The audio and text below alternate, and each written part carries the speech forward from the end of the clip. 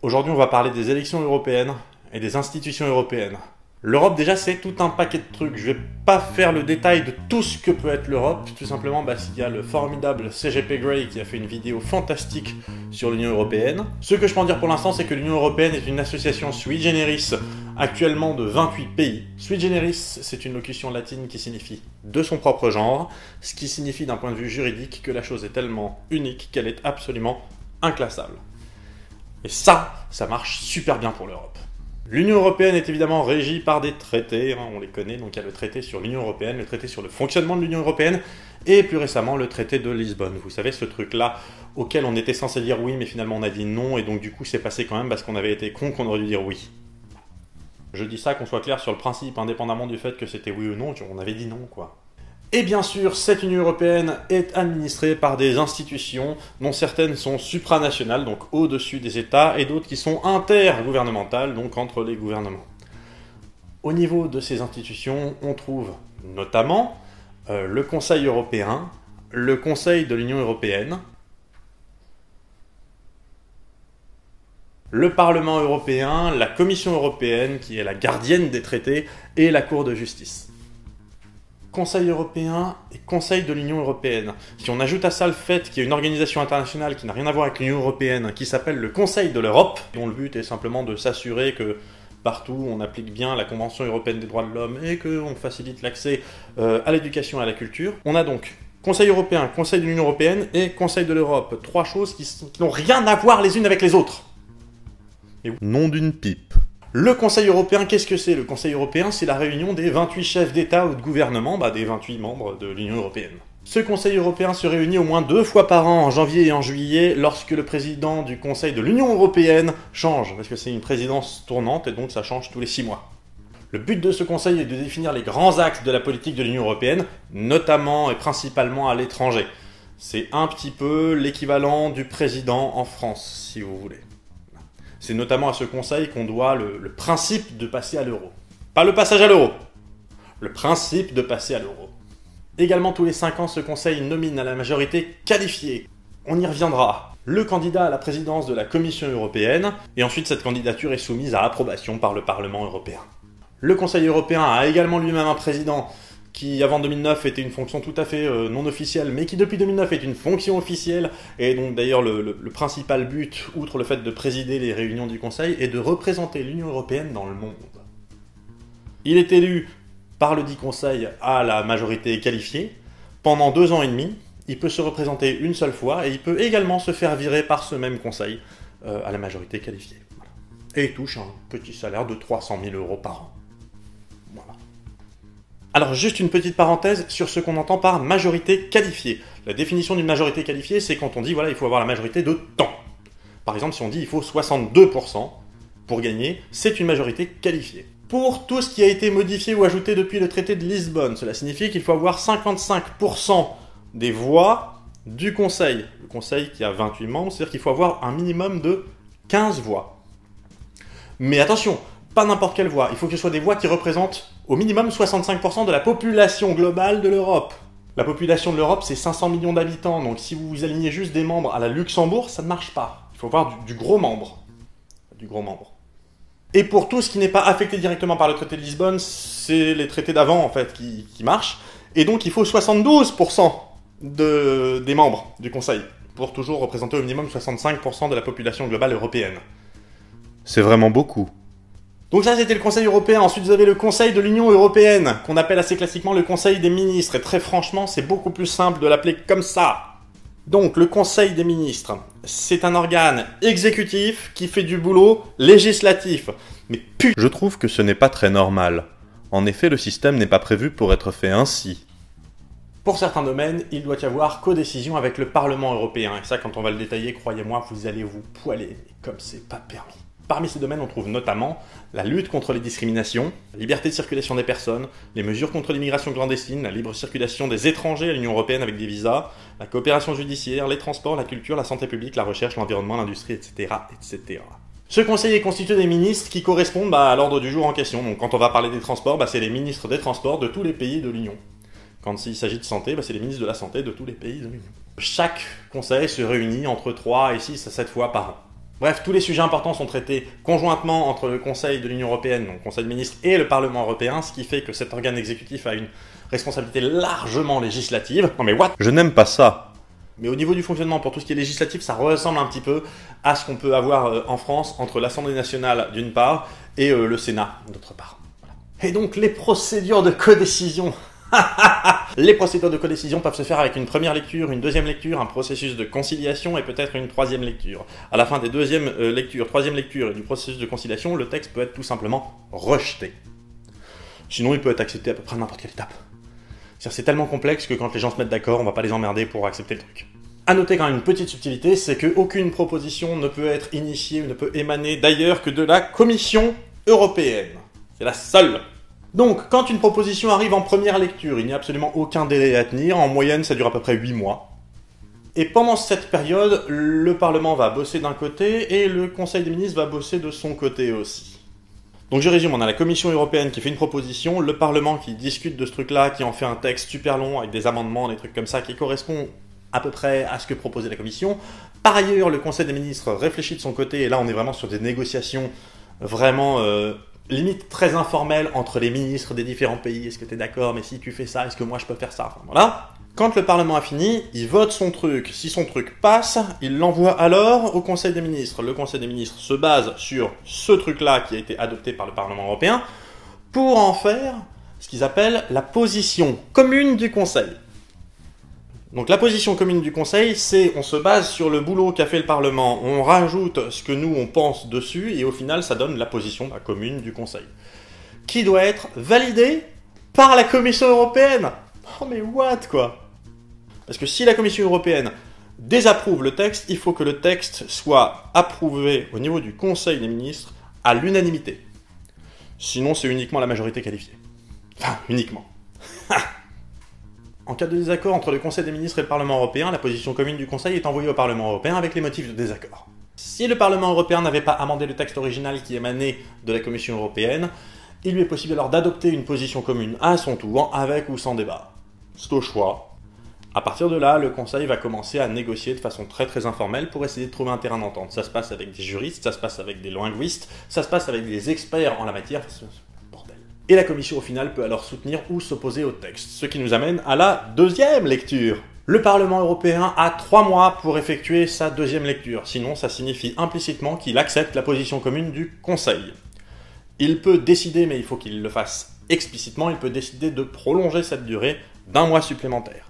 Ce délai commence à partir de la réunion plénière à laquelle le Parlement européen accuse réception de la position commune du Conseil, dûment traduite dans toutes les langues officielles de l'Union européenne. C'est très compliqué. Ensuite, rebelote les commissions, les amendements au niveau du Parlement. Alors au niveau du Parlement, un amendement, il faut que ce soit apporté par un groupe parlementaire ou par 37 députés au moins, ce qui représente grosso modo 5% du Parlement européen. Et ensuite, il y a un vote qui est à la majorité. À ce stade, le Conseil peut tout simplement décider d'enterrer la proposition s'il n'est pas d'accord avec ce qui sort du Parlement européen. Je félicite. De plus, sinon, rebelote et éventuellement une troisième lecture, mais d'abord une procédure de conciliation où là on essaie vraiment de mettre tout le monde autour d'une table et d'essayer de discuter calmement pour essayer de trouver une solution. Donc comment ça se passe? On va mettre des gars du Conseil des ministres et des gars du Parlement européen face à face avec quand même, pour présider les négociations, un commissaire de la Commission européenne, sinon c'est... Et en cas de compromis négocié, le Conseil doit le voter à la majorité qualifiée et le Parlement européen doit le voter à la majorité simple. Pour donner une idée, les temps moyens entre la proposition initiale de la Commission européenne et le moment où la proposition est définitivement adoptée, si ça se fait en première lecture, c'est à peu près 12 mois. Si ça se fait en deuxième lecture, c'est à peu près 23 mois. Si ça se fait après une procédure de conciliation, ça prend une trentaine de mois. Donc ça, évidemment, c'est pour tous les cas où le Conseil des ministres doit bosser en codécision avec le Parlement européen. Mais le traité de Lisbonne prévoit 21 domaines dans lesquels le Conseil des ministres peut bosser seul, sans être en codécision avec le Parlement européen. Le seul problème, c'est que le traité de Lisbonne ne liste pas les 21 domaines concernés. C'est un oubli fâcheux. On y trouve par exemple ceux qui concernent la politique étrangère, donc ça se décide seul par le Conseil des ministres. On y trouve également des points sur la fiscalité, où là, ça demande une simple consultation du Parlement européen. Qu'on m'explique un jour à quoi ça sert, une simple consultation. Ça vous plaît? Non? On s'en fout. Mais également pour tout ce qui concerne la politique monétaire, alors là c'est encore autre chose, il n'y a que la Banque Centrale Européenne qui décide. Et ça, c'est une autre histoire, je n'ai pas la force, je suis désolé. A noter quand même concernant le pognon. Le Conseil des ministres élabore le budget de l'Union Européenne avec le Parlement Européen, mais décide seul du contrôle des recettes. Et le Parlement Européen s'occupe des dépenses. Ce qui nous amène à notre Parlement européen. Le Parlement européen, composé de 766 députés actuellement, et suite aux modifications effectuées par le traité de Lisbonne, va, dès la prochaine élection, donc celle du 25 mai 2014, n'être constitué plus que de 751 membres représentant à eux 751, plus de 500 millions de citoyens de l'Union européenne. Comme on l'a dit, il n'a pas l'initiative législative, ça c'est la Commission, même si le Parlement européen peut aujourd'hui, la majorité absolue, proposer quelque chose pour que la Commission initie la proposition en question au Parlement européen, ce qui est complètement con, ce à quoi la Commission européenne peut bien sûr dire, comme on l'a dit, elle peut dire « C'est très aimable à vous de nous faire cette proposition, mais nous estimons qu'elle ne s'inscrit pas actuellement dans la direction que nous souhaitons prendre. » Le seul truc qu'on lui demande, c'est de justifier pour quelle raison est-ce qu'elle refuse. Comme on l'a dit, le Parlement européen ne décide quasiment de rien tout seul, ça c'est la codécision la plupart du temps, sauf pour des sujets qui sont moins importants, mis à part le volet donc dépenses du budget de l'Union européenne. Son siège est officiellement à Strasbourg, où se passent la plupart des réunions plénières, même si quelques réunions plénières se passent également à Bruxelles et que son secrétariat général se trouve à Luxembourg. J'en ai ras le bol. Son rôle est également d'approuver le président de la Commission qui est nommé par le Conseil européen, ainsi que la composition de cette dite Commission. La représentation de chaque pays au sein du Parlement européen se fait de façon proportionnelle à la population de ces pays, mais avec une proportionnalité qui est légèrement dégressive. Ce qui signifie que plus la population d'un pays est grande, moins le nombre de députés par habitant est grand. Pour fixer juste un petit exemple, au Luxembourg, on a un député pour 76 000 habitants. En France, on a un député pour 904 000 habitants. Donc évidemment, les petits États sont surreprésentés, les gros États sont sous-représentés, mais les petits États sont surreprésentés avec un nombre qui est carrément moindre que les gros États qui ont quand même vachement plus de députés. Donc le nombre de députés a changé suite au traité de Lisbonne, et pour les prochaines élections, donc du 25 mai 2014, on va avoir un nombre légèrement différent de députés, ce qui signifie par exemple que l'Allemagne qui était en tête passe de 99 députés à 96 députés, et la France passe de 72 députés à 74 députés. Talonné de près par l'Italie avec 73 députés, le Royaume-Uni avec 73 députés également, l'Espagne avec 54 députés, et en bout de course, en bout de peloton, on retrouve le Luxembourg et Malte avec 6 députés seulement. Allez, beauf. La répartition des sièges dans chaque pays peut se faire exactement comme chaque pays souhaite le faire. Il faut simplement respecter 3 règles qui sont les règles électorales communes. La première règle, c'est que ça doit se faire à la proportionnalité. La deuxième règle, c'est qu'on peut subdiviser l'État en plusieurs circonscriptions à condition que ça ne remette pas en cause la proportionnalité de l'élection. Et la troisième condition, c'est qu'on peut mettre un seuil en dessous duquel quelqu'un ne peut de toute façon pas être élu, mais ce seuil ne peut pas dépasser 5%. En France, on a 8 circonscriptions. C'est de loin le découpage le plus simple qu'on ait jamais envisagé en France. Donc les 8 circonscriptions en France, on a le nord-ouest avec ses 10 sièges, on a l'ouest avec ses 9 sièges, l'est avec ses 9 sièges, le massif central et le centre avec ses 5 sièges, le sud-ouest avec ses 10 sièges, le sud-est avec ses 13 sièges, l'Île-de-France qui avait 13 sièges et qui maintenant en a 15, l'outre-mer avec un siège pour l'Atlantique, un siège pour le Pacifique et un siège pour l'océan Indien. La température extérieure est de 19 degrés. Et je précise que cette répartition des sièges pour la France, mais quel que soit le pays, ne peut être modifiée qu'avec consentement unanime de tous les gouvernements de l'Union européenne. C'est vous dire si ce truc-là, ça n'arrive pas tous les 2 jours. Et donc chaque scrutin dans chaque circonscription est fait à la proportionnelle avec la méthode de la plus forte moyenne. Et là, je suis hyper content de ne pas avoir besoin d'expliquer ce que c'est, puisqu'il vous suffit de cliquer sur la vidéo pour les municipales. Donc voilà, donc je reviens pas sur tout sur le quotient électoral, la plus forte moyenne, tous ces trucs-là, c'est bon, vous... Le seul truc que je peux dire, c'est que quand un candidat n'a pas 5% aux élections, il peut gentiment rentrer chez sa mère. Donc assez logiquement, les députés européens sont un peu les équivalents au niveau européen des députés nationaux en France. Voilà, donc ils ont un mandat logiquement de 5 ans, puisqu'on les élit tous les 5 ans. Ce mandat est absolument pas cumulable avec le mandat de député national. Mais c'est à peu près tout. On peut être député européen et maire, ça c'est peanuts, pas de problème.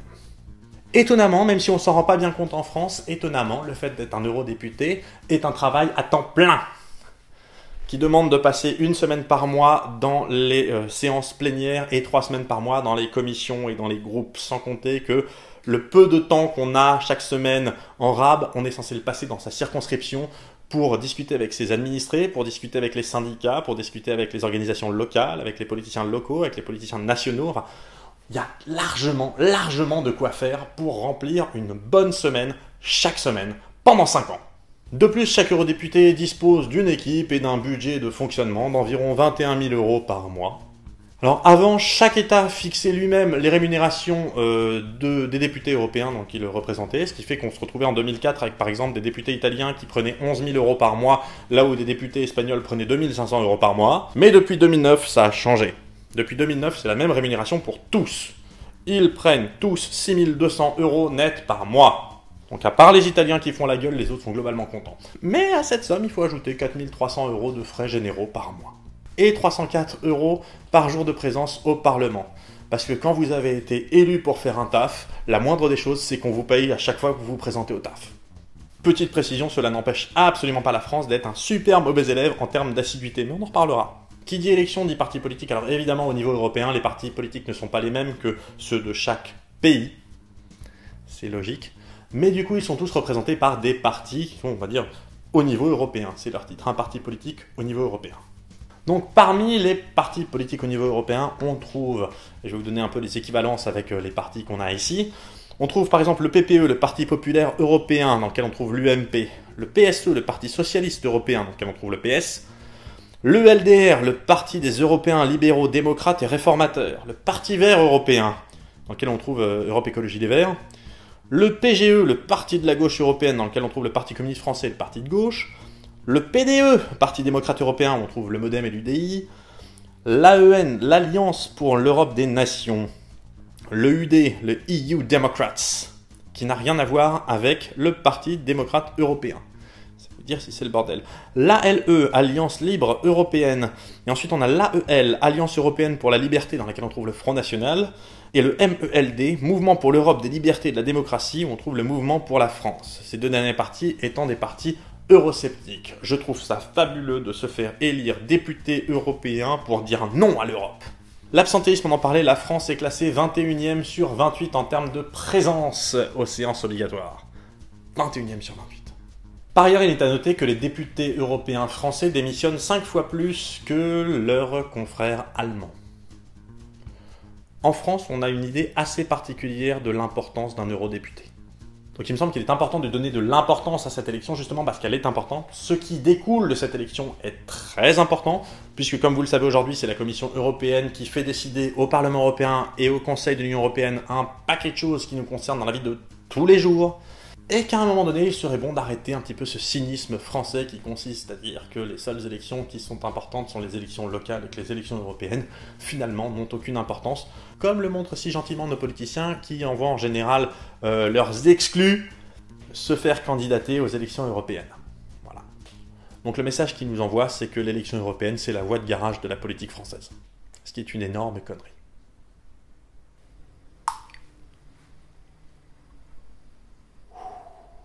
Pour ceux qui sont encore avec moi maintenant, qui ne se sont pas encore pendus, qui ne se sont pas encore jetés sous un pont, qui n'ont pas jeté leur ordinateur, c'est quand même plus simple que de se jeter sous un pont, et qui sont d'abord merci d'être encore là, ça fait plaisir.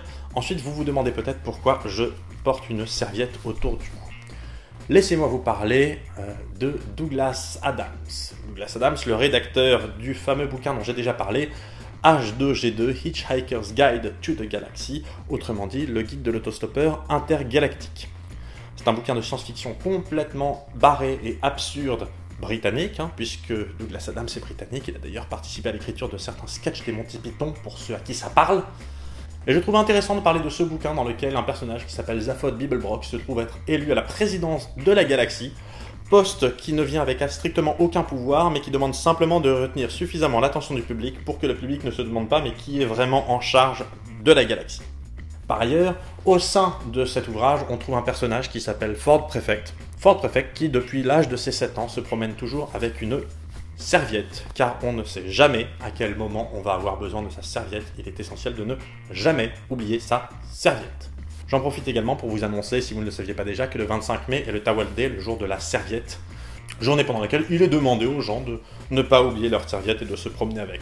Et c'est ainsi que j'ai eu une petite idée. Comme ça. Je me suis dit, le 25 mai, le jour de l'élection, est aussi le jour de la serviette. Tiens, mais si on allait tous, ce jour-là, au bureau de vote, munis d'une serviette.